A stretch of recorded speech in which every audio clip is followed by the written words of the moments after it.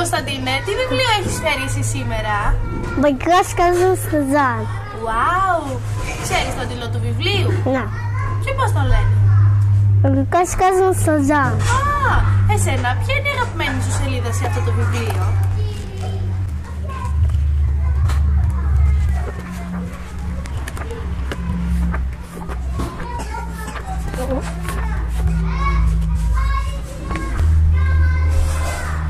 Ποια σελίδα είναι αυτή, γιατί λέει? Για τους κροκόδιλους. Παναγία μου, wow! Είναι το αγαπημένο σου βιβλίο? Ναι. Πολύ ωραία. Και τι ξέρεις για τους κροκόδιλους?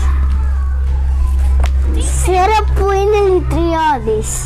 Είναι δηλητηριώδης. Ναι. Άρα μπορούμε να τους έχουμε για κατοικίδια στο σπίτι? Όχι. Όχι, δεν μπορούμε.